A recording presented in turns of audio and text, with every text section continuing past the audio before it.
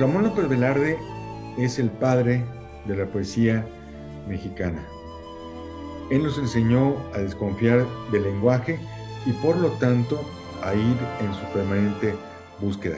Cuando pensamos en los poetas mexicanos, me gusta pensar que si Sor Juana nos deslumbra y si a Alfonso Reyes lo queremos como una suerte de abuelo entrañable y risueño, y si simpatizamos tanto con Carlos Pellicer, y si a Octavio Paz lo admiramos de manera ilimitada, a Ramón López Velarde es el poeta al que más amamos.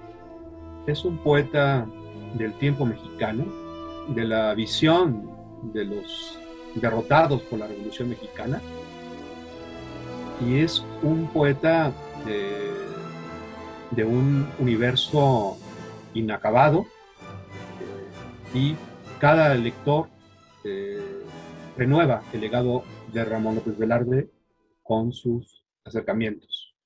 Ramón López Velarde es el poeta más y mejor leído de México, el más discutido, y yo creo que para lectores de mi generación representa un contacto con un México que ya no existe y que probablemente nosotros no conocimos, pero del que sentimos nostalgia. La vocación de los sentidos,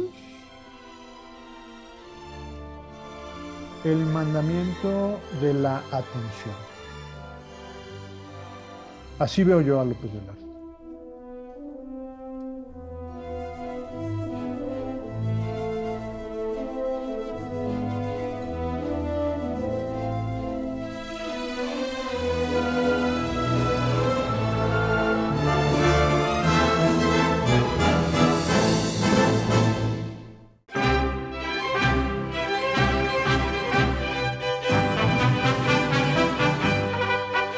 Mejor será no regresar al pueblo, al Edén subvertido que se calla en la mutilación de la metralla.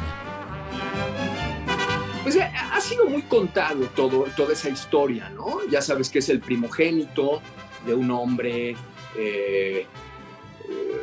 Guadalupe López Velarde. Él había nacido en un pueblo del estado de Jalisco y había emigrado hacia Zacatecas. Se casó con Trinidad Berumen, la madre del poeta, con bastante diferencia de edad. Tuvieron muchos hijos, el mayor de los cuales fue Ramón. Y bueno, se ha contado mucho cómo pronto va al seminario, después lo deja para estudiar los estudios preparatorios y luego pasar a la carrera de letras. Es famosa la coincidencia en San Luis, los brotes del primero y del más legítimo maderismo, la coincidencia cronológica con Madero, la infinita simpatía que le produjo el movimiento maderista.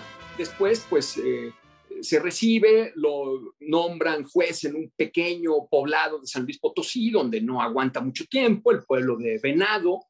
Finalmente llega a la Ciudad de México en 1912, donde intenta por vez primera instalarse. Viene la tragedia maderista, López Velarde se pierde, se extravía, digamos, en ese laberinto histórico de ese momento de México, se va de la Ciudad de México, regresa en 1914 y ya no vuelve a salir hasta su muerte, ¿no? El 19 de junio de 1921. Ramón López Velarde fue un poeta de especialmente las dos primeras décadas del siglo XX mexicano, muy señaladamente la segunda década, la década de los dieces, la década de la Revolución Mexicana, y que además de poeta fue también un muy importante cronista, un escritor significativo por distintas razones, muchas de las cuales quedaron claras, especialmente después de la muerte de López Velarde, ya que en torno a él hubo un fenómeno muy interesante de construcción, podríamos casi decir, de construcción del personaje y de desarrollo de una idea de la literatura y hasta de la cultura y de la nacionalidad de nuestro país durante los años que siguieron a la Revolución Mexicana. Ramón López Velarde, su educación sentimental, su educación artística, se da en esa etapa conocida como el Porfiriato, el último tramo del mandato de Porfirio Díaz en el país, y ya al joven Ramón López Velarde lo despierta, lo tienta, lo convoca, amanecer, por un lado, lleno de esperanza. Él es un joven maderista, pero luego se viene la fiesta de las balas, y ese periodo de 1910 hasta, que será la muerte de Carranza, mayo de 1920, Ramón López Velarde, la obra de Ramón López Velarde se gesta. Sus dos libros que publica en vida, La sangre devota y zozobra, y su obra póstuma, El minutero, sus trabajos en prosa, y El son del corazón, donde aparece el poema pues más popular, el más complejo respecto de las recepciones que se han hecho, que es la suave patria.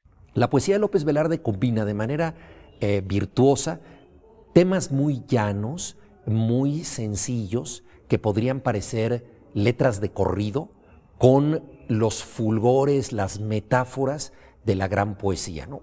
Pensemos en dos versos. Yo tuve en tierra adentro una novia muy pobre. Eso parece una canción ranchera, ¿no? Pero luego el siguiente verso, que rima con este, dice ojos inusitados de sulfato de cobre, lo cual es deslumbrante, original. Entonces combina eso, lo más sencillo, lo más directo y al mismo tiempo la invención poética. Bueno, dice Octavio Paz que es un gran poeta menor, que lo compara, Catulo es un gran poeta menor en comparación con Virgilio. Así lo establece Octavio Paz. Octavio Paz suele ser muy categórico y muy preciso en sus juicios, pero creo que en el caso de López Velarde, llamarlo un poeta menor, un gran poeta menor, no es una ofensa, sino un halago. Es un poeta que... ¿Qué pasa con los poetas mayores? Lo que dice Oscar Wilde, el poeta mayor está tan ocupado en labrar su pedestal que de pronto se olvida que es un mortal y se olvida de los mortales. Yo creo que López Velarde creó un nosotros invencible y eso es lo que lo hace más cercano a nosotros. El personaje Ramón López Velarde, el personaje histórico, es de una sola pieza, ¿no? De una integridad moral y política ejemplar. Por supuesto que también es un hombre de su tiempo, ¿no?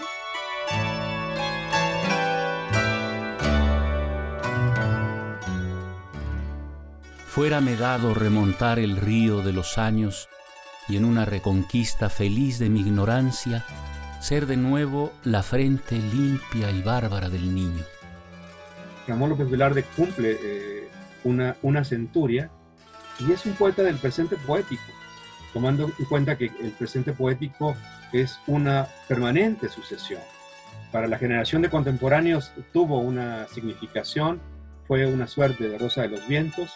Para la generación siguiente, la de Octavio Paz, la de Alichu Macero también, y a la que sigue, que sería la de Eduardo Lizalde, Sabines, José Emilio Pacheco, Gabriel Said, todos de algún modo se detuvieron, escribieron, analizaron, valoraron el legado.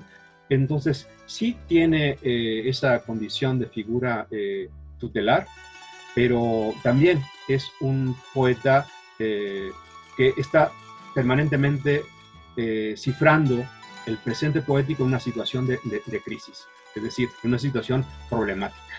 Y ese es uno de los puntos de partida que un poeta como Ramón López Velarde propicia, y se agradece ese tipo de incomodidad, de dificultad. Siempre nos está diciendo algo nuevo. López Velarde es un poeta de intensidades, de violencias, y eso lo vuelve más atractivo y más cercano a nosotros. Como dice Saint John Perse al recibir el premio Nobel, dijo: el poeta tiene la obligación de ser la mala conciencia de su tiempo, y López Velarde lo cumplió plenamente. López Velarde no parece que haya tenido afanes de fundador, ¿sí?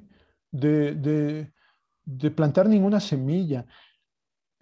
Si algo quiso plantar, en todo caso, fue lo que él llamó el criollismo del arte mexicano, porque López Velarde veía que no solo la poesía, sino la pintura, la música y también otras artes y tradiciones en México eran mestizas, ni del todo españolas ni del todo indígenas. Y a eso él le llamaba arte criollo. Él decía criollo un poco como nosotros decimos mestizo. Pero fuera de eso, si algo fundó, fue sin proponérselo.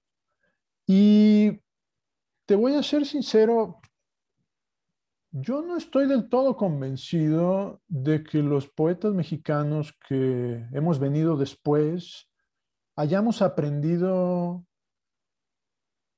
verdaderamente la lección de López Velarde.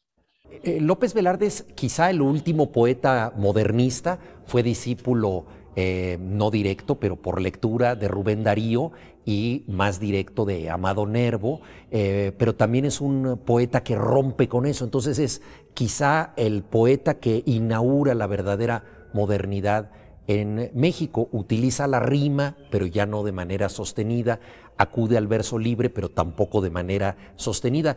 Lo llama Hugo Gutiérrez Vega el padre soltero de la poesía mexicana. Yo creo que eso es el inicio de nuestra modernidad poética.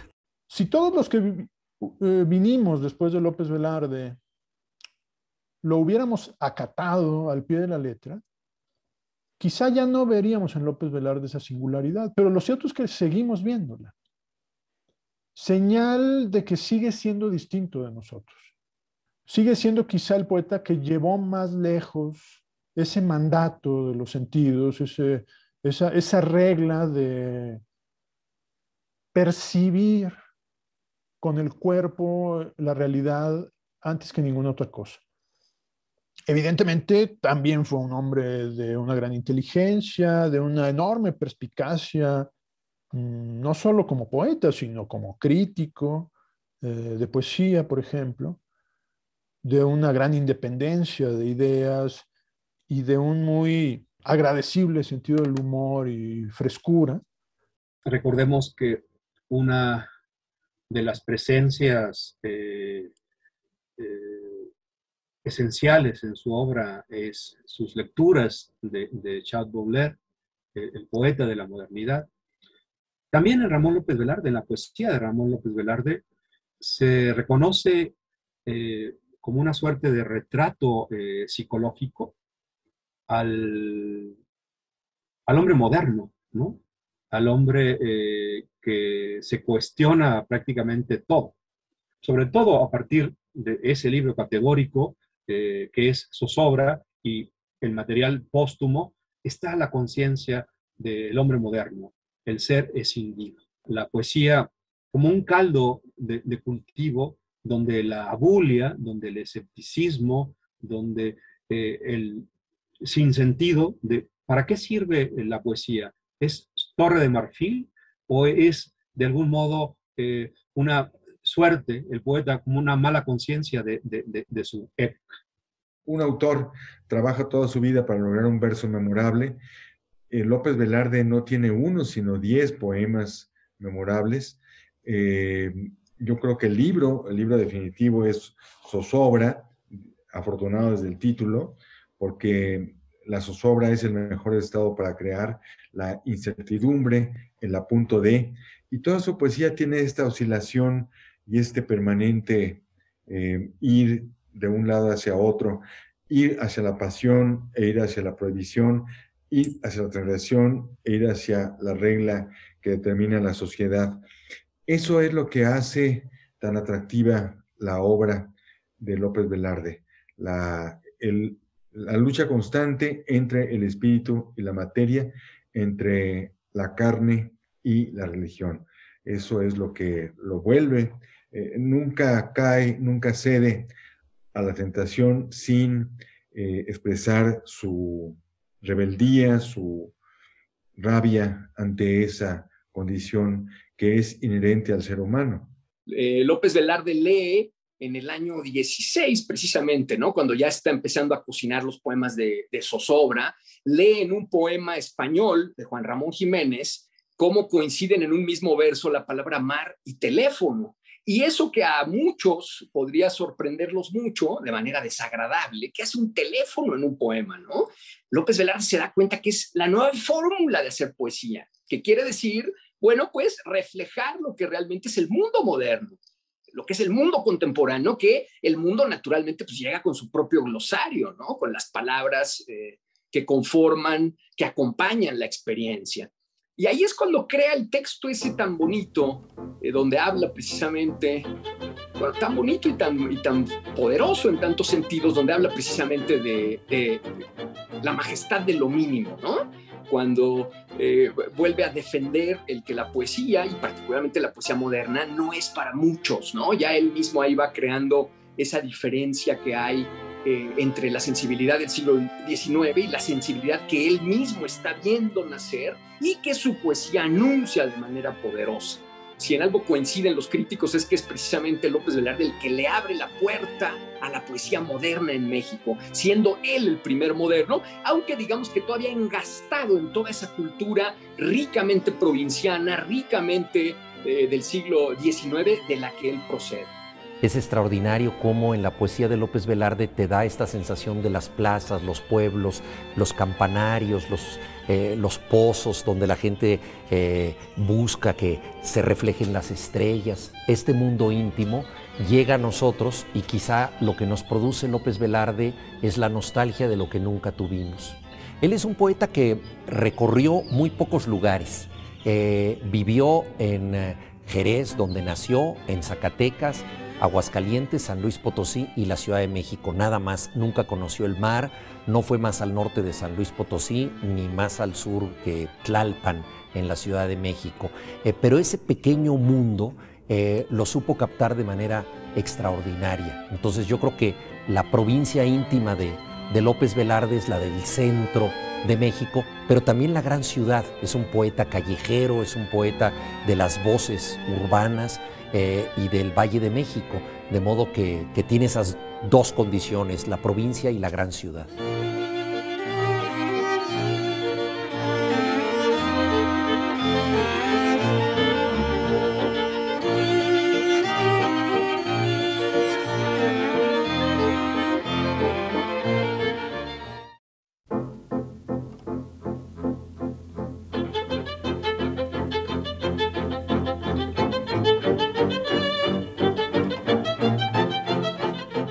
Y soy el suspirante cristianismo al hojear las bienaventuranzas de la Virgen que fue mi catecismo.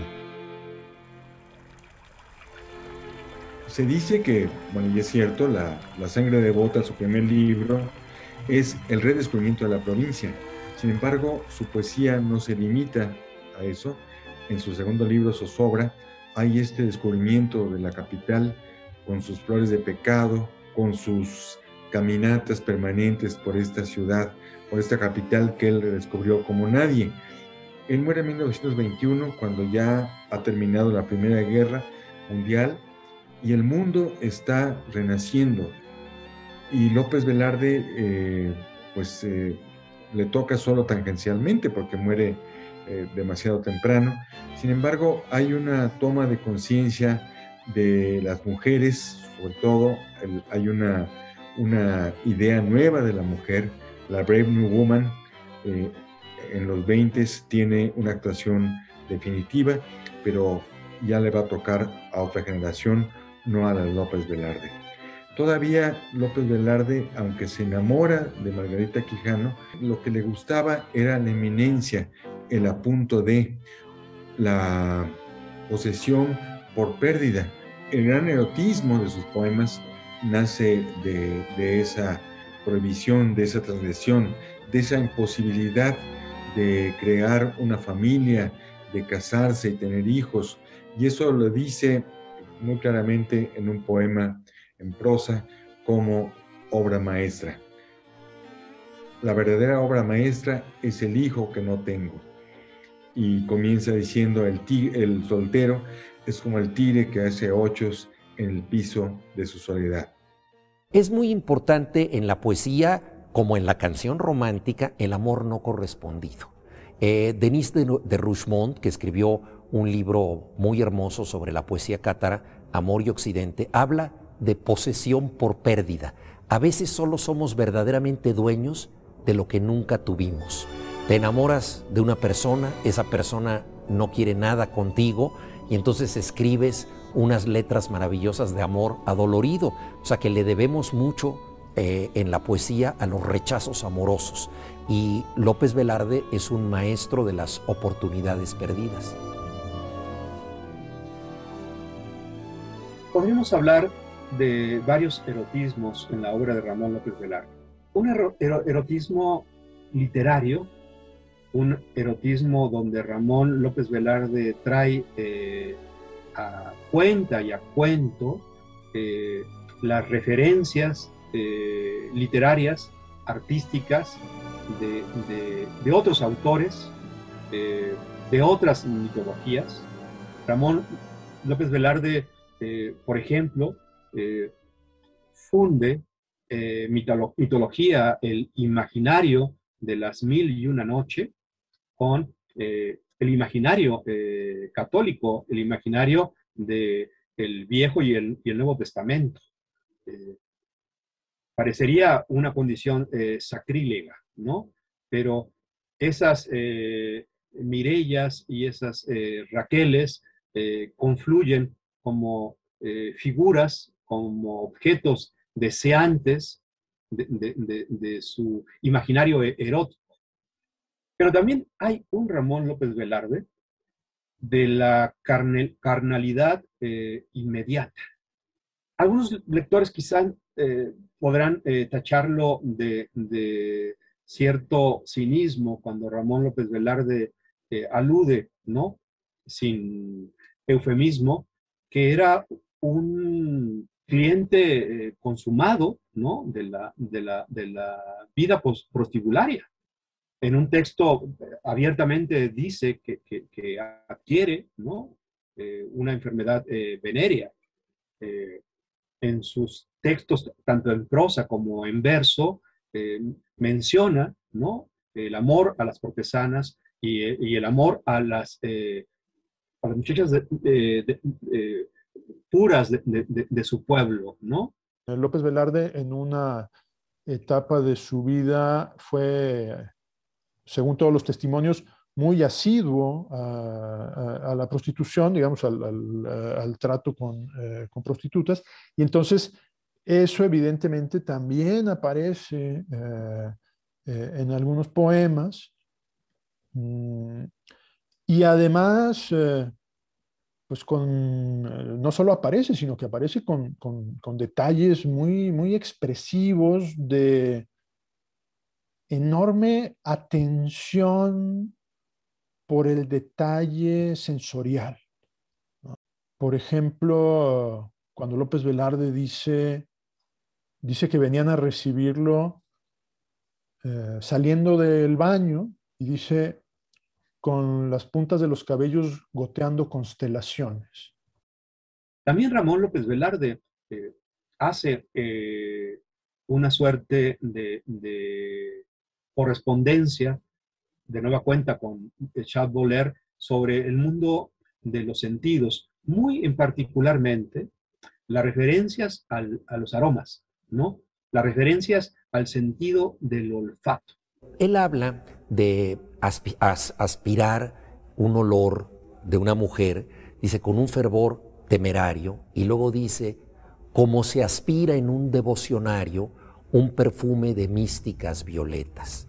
Y eso me parece muy interesante, porque es muy sensual aspirar a una mujer como se aspiran místicas violetas, pero al mismo tiempo convertir a la mujer en un devocionario, en un objeto de culto.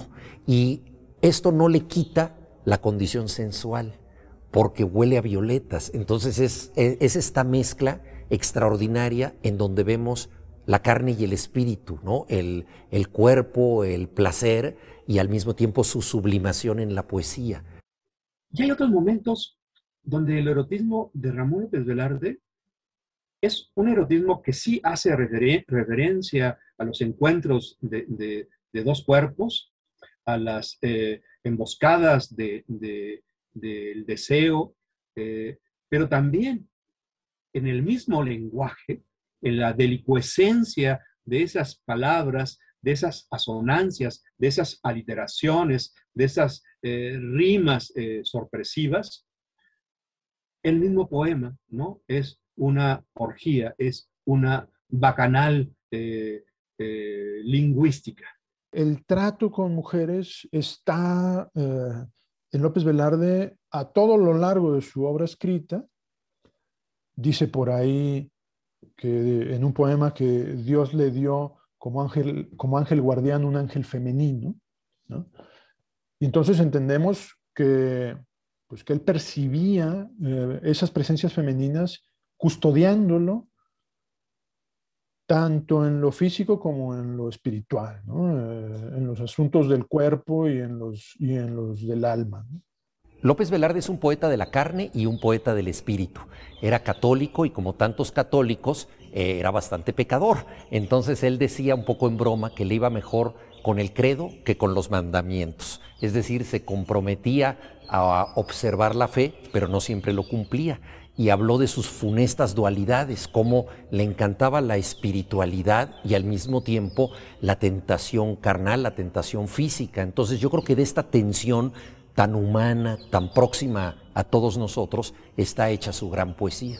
Él tenía una doble vida, era un Dr. Jekyll y Mr. Hyde, era un hombre muy honorable, muy discreto. El erotismo de López Velarde se canalizaba a través de las mujeres públicas, de las que llamaba él flores de pecado de la ciudad, porque él establecía una relación entre el paraíso de la provincia y el infierno de la capital, porque nunca nos revela lo que está sucediendo dentro de él, más que en sus poemas. O sea, en sus poemas sí aparece esta oscilación entre la materia y el espíritu, entre la carne y el diablo. Bueno, la carne, que es el diablo, y el ángel, que es el espíritu. La mujer es esencial para López Velarde. Él mismo dijo que solamente podía entender y sentir el mundo a través de la figura de la mujer. Y esto tiene dos aspectos fundamentales. Por un lado, la mujer intangible, idealizada, la musa, su famosa fuensanta, ¿no? Que desde el nombre alude a una fuente santa. Y por otro lado, la mujer carnal, el cuerpo, el deseo. Entonces yo creo que en López Velarde están estas oscilaciones entre la mujer idealizada y la mujer que él puede medir con dedos maniáticos de sastre, ¿no? Como si le estuviera haciendo un traje. Esa dualidad y esa tensión lo marca mucho. En su vida personal, él tuvo unos romances que son dignos de una novela, porque tuvo al menos 4 novias a las que se le declaró. Las 4 le dijeron que sí, pero no se quisieron casar con él, y las 4 murieron solteras. O sea, es verdaderamente uno de los grandes misterios del amor en México. Incluso José Emilio Pacheco lo describió de una manera muy, muy gráfica y muy emotiva, cuando dijo que Margarita Quijano fue la inspiradora del enigma de amor más intenso, fíjate, y más indescifrable de toda la poesía mexicana. Y yo creo que Pacheco, si uno ve esos poemas y revisa los recuentos biográficos del poeta, podemos decir que realmente tuvo razón.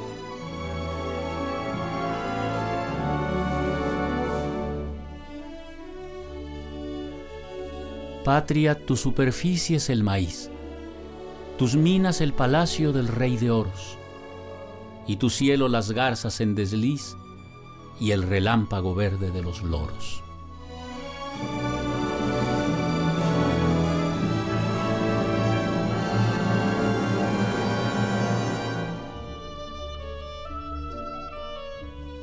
La suave patria es un poema que se puede leer en pocos minutos en realidad. Y aunque a primera vista nos parece parte de la tradición de un tipo de poema extenso, oratorio, un poco engorroso, lo cierto es que es otro tipo completamente de poema. López Velarde fue un poeta que combinó versos de distintos metros, que hacía que la rima oscilara dentro del poema un poco impredeciblemente. Y en cambio La suave patria es un poema métricamente muy estable. Todos sus versos son versos en decasílabos, con acentuaciones poco variables, y la rima es constante. Y además es una rima muy sonora, muy nítida, que nos permite oír el poema a un ritmo incluso de cierta aceleración conforme el texto va avanzando. El poema está claramente, explícitamente organizado en 4 partes, y lo significativo es que la primera palabra de La suave patria es yo.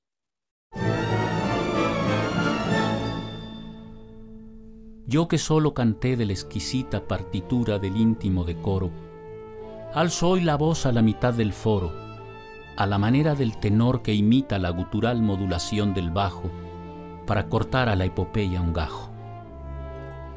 Navegaré por las olas civiles con remos que no pesan porque van como los brazos del correo Chuan que remaba la Mancha con fusiles. Diré con una épica sordina: la patria es impecable y diamantina. Y curiosamente lo que López Velarde tiene planeado hacer es el elogio de la nación, pero como si fuera un niño el que la estuviera recorriendo, recordando, disfrutando. Un niño que piensa en los juguetes, en el pan dulce, en las aguas frescas, en las fiestas de las plazas en los pueblos o en los barrios de las ciudades.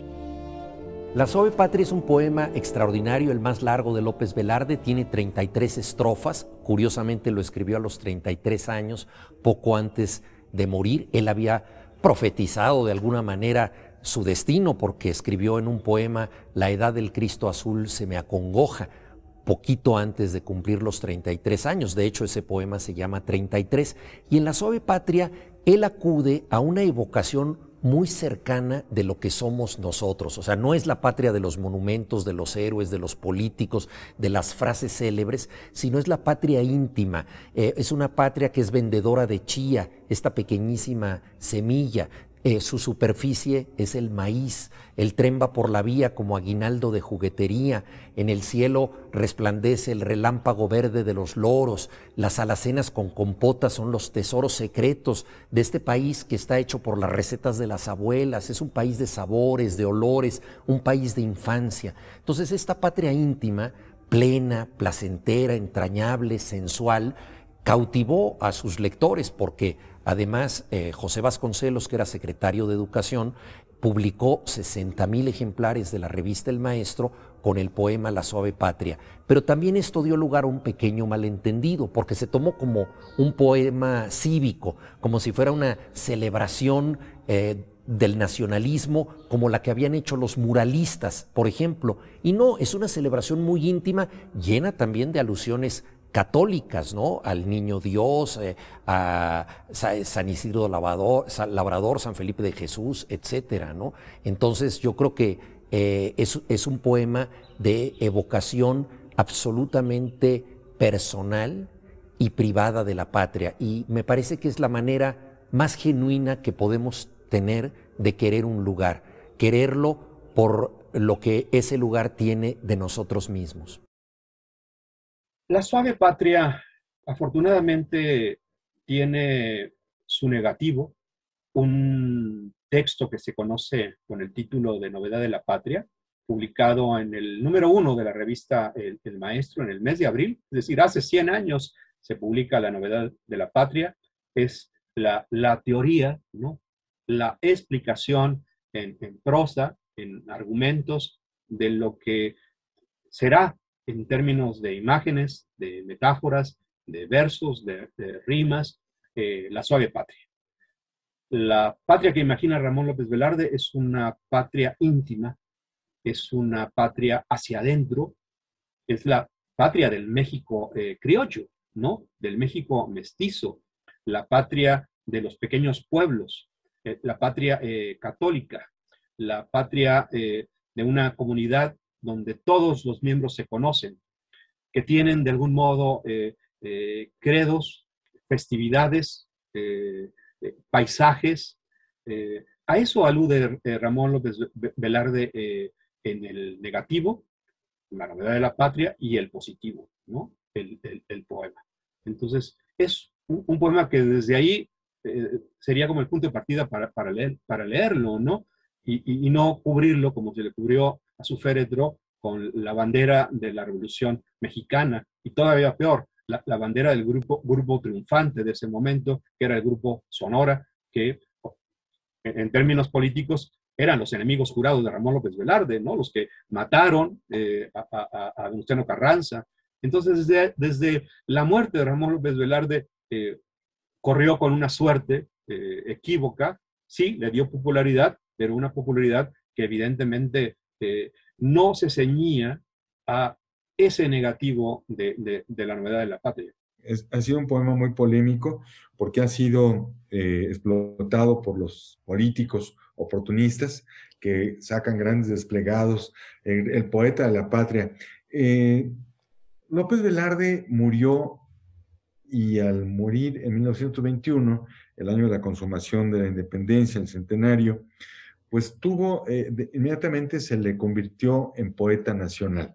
Y eso siempre es ambiguo, porque el poeta nacional suele ser un término peyorativo, pero sí es un poema donde se encuentra lo mejor de López Velarde, su manera de cantar a la patria de manera íntima, desde dentro y no desde fuera, como decía José Juan Tablada, su amigo, qué manera de torcer el cuello a la epopeya. Y en ese sentido estaba recordando a González Martínez cuando nos invitaba a torcerle el cuello al cisne de la elocuencia modernista y quedarnos con una patria mucho más íntima, mucho más cercana a nosotros. Fíjate que el famoso ese intermedio dedicado a Cuauhtémoc, al joven abuelo, único héroe a la altura del arte, esos 20 versos son más extraordinariamente intuitivos y certeros y legítimos, diría, de lo que ocurrió en la tragedia de la conquista, que miles y miles de títulos bibliográficos de la historiografía. Esos 20 versos están tan llenos de verdad histórica que realmente vemos la tragedia que supuso para los mexicas la violenta caída frente a los españoles. Quizás estaría de acuerdo con nosotros si pudiéramos hablar con él cuando pensamos que la conquista, esa gran tragedia que provocó el nacimiento de México, también va a ser un trauma que nunca vamos a poder superar.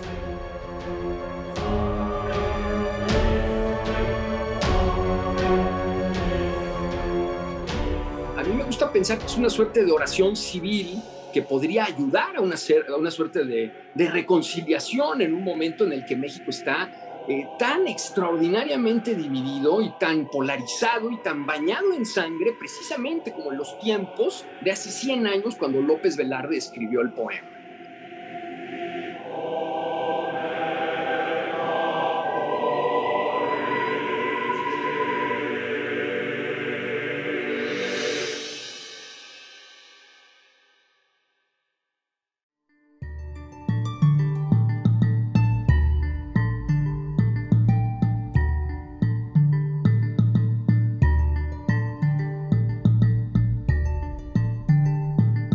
Yo querría gustar del caldo de habas, mas en la infinidad de mi deseo se suspenden las sílfides que veo como en la conservera las guayabas.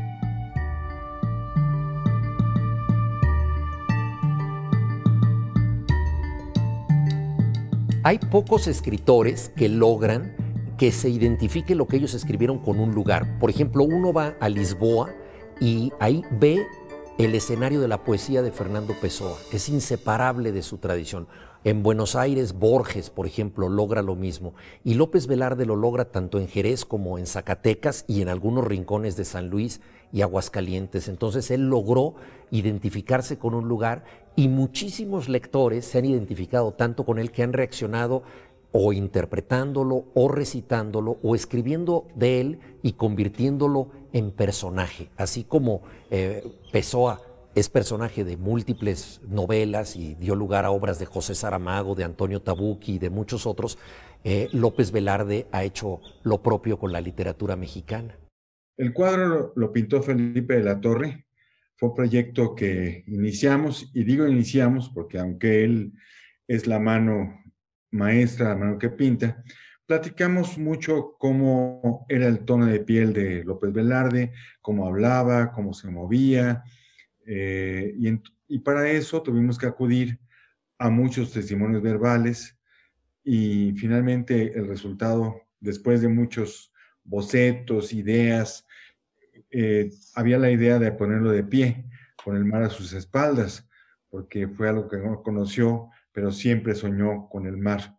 Y finalmente se fue Felipe por esta idea que a mí me gustó mucho, de un López Velarde sedente, al igual que lo hizo Manet con Émile Zola, rodeado por los elementos que caracterizan lo que Felipe de la Torre llama su idea de la suave patria, porque Felipe es un pintor muy influenciado y muy admirador de Saturnino Herrán, el gran amigo de Ramón López Velarde. Yo soy editor, llevo muchos años haciendo revistas y libros, entonces para mí la imagen es algo muy importante. Entonces, un elemento presente en La Majestad de lo Mínimo es precisamente la imagen, la fotografía, la gráfica.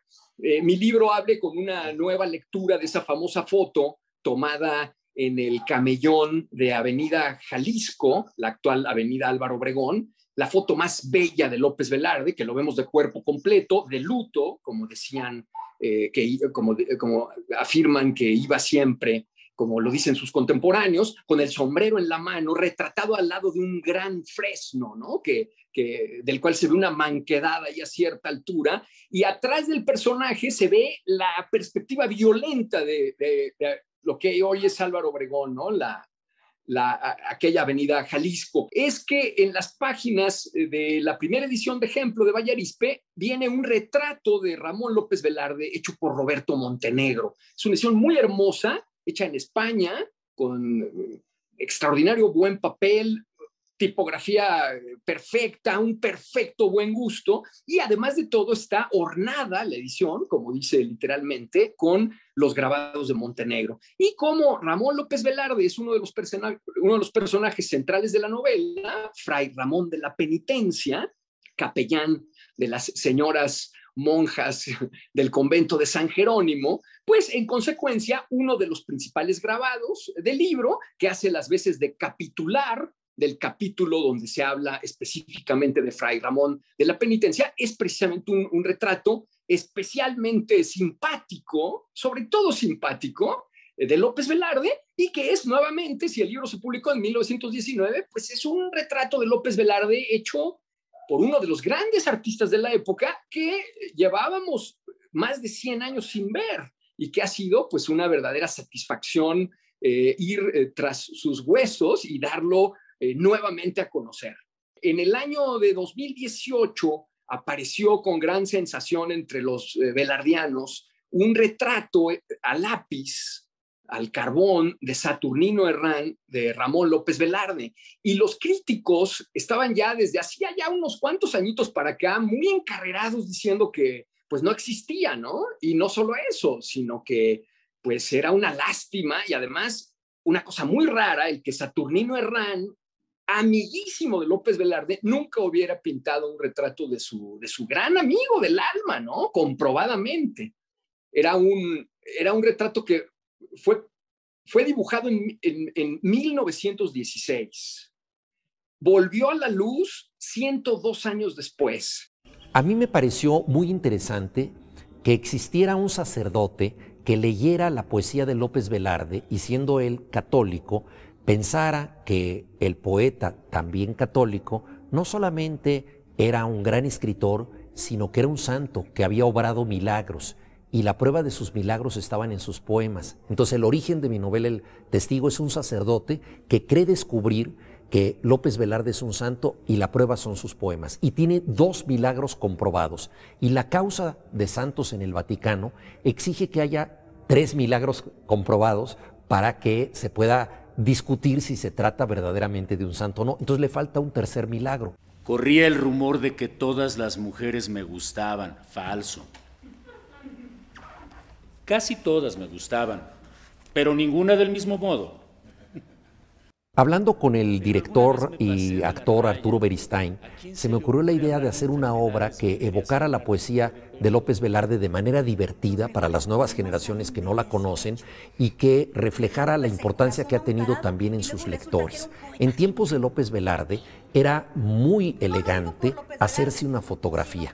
Los estudios fotográficos eran auténticos santuarios. Se me ocurrió que 2 lectoras jóvenes, alumnas de López Velarde, le quisieran pagar un retrato, porque él era muy pobre y tener un retrato en estudio era algo muy elegante. Y entonces van al famoso estudio de los hermanos Casasola. Hoy conocemos el magnífico archivo Casasola. Entonces, en ese estudio de los hermanos están esperando al poeta para hacerle un retrato, ¿no? Y la obra se llama Retrato Hablado, porque no voy a decir exactamente de qué trata, pero lo están esperando y mientras tanto suceden muchas cosas y lo que están diciendo del poeta de alguna manera lo está retratando con palabras. Entonces tiene que ver con su poesía, con quién fue él, cómo lo veía la gente hace 100 años, en 1921, y cómo lo vemos ahora. ¿Qué saben del poeta como persona? Es discreto, muy sencillo, no se mete en la vida de los demás. Lo admiramos y quisimos regalarle un retrato. Es demasiado humilde para gastar en eso, no tiene dinero. A mí lo que me gustaría es que la gente, después de ver Retrato Hablado, vaya a leer a López Velarde. Yo creo que eso sería lo más importante. A veces pensamos que los poetas de otro tiempo ya son demasiado anticuados para nosotros, que usan palabras domingueras que no podemos entender. Y yo creo que si lo sabemos interpretar, son extraordinariamente divertidos, amenos, y creo que si logramos nosotros entrar en su mundo, que es lo que pretende la obra, podremos también ingresar mejor en su maravillosa poesía. El poeta es un romántico incurable. Habla de la carne combustible y la conciencia parda, de la pasión y el arrepentimiento. Casi todos sus poemas tratan de eso. Soñé que comulgaba, que brumas espectrales envolvían mi pueblo y que Nuestra Señora me miraba llorar y anegar su santuario. Pedro de Alba recuerda que al llegar por segunda vez López Velarde a la Ciudad de México en 1912, y cita textualmente, se dedicó a recorrer la ciudad con un parsimonioso recato y una precavida mesura.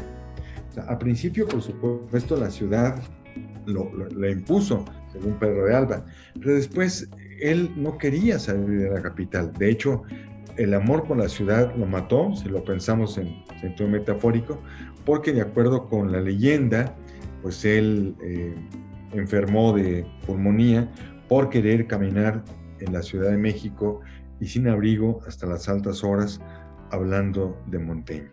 Era un gran caminador y él emprendía estas caminatas desde el centro hasta su casa en la colonia Roma.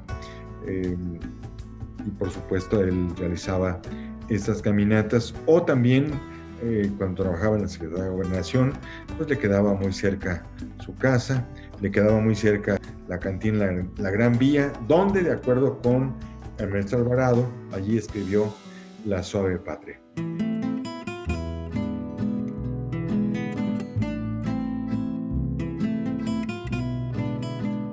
Ramón López Velarde llega a la Ciudad de México en 1912, salvo un paréntesis posterior a la decena trágica, Ramón López Velarde será un habitante de la ojerosa y pintada, así la define Ramón López Velarde en La Suave Patria, la ojerosa y pintada Ciudad de México.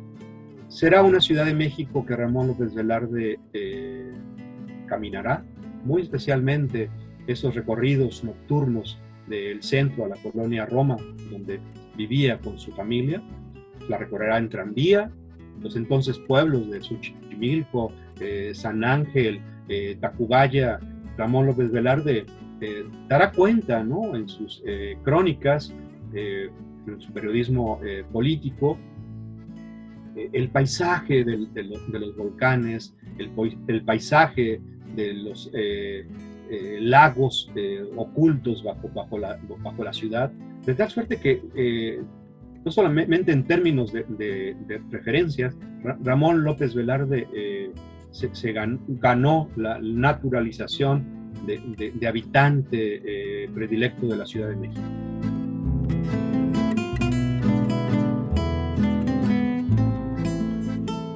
En cierto sentido, la ciudad es el paraíso de la modernidad.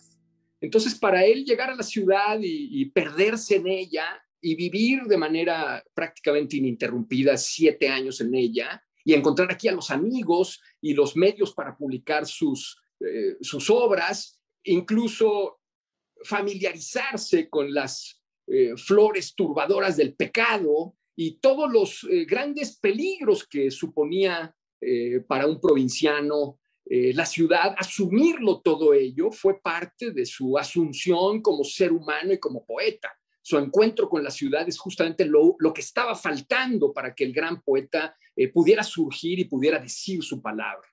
Hay quienes dicen que el hecho más significativo de la vida de Ramón López Velarde fue su muerte. Es cruel plantearlo en esos términos, porque la vida de López Velarde fue extraordinariamente rica en matices, en detalles, en experiencias. Lo que sí es un hecho es que no tanto la muerte, pero sí el velorio de López Velarde, los funerales de López Velarde marcaron en gran medida su destino. López Velarde murió como lo que era, miembro de una familia católica, zacatecana, instalada por azares de la vida y urgencias del destino en la colonia Roma, pero no fue velado tras su muerte así como un católico de la clase media provinciana avecindada en la Ciudad de México, sino que en realidad fue objeto de unos funerales casi diríamos institucionales o completamente institucionales.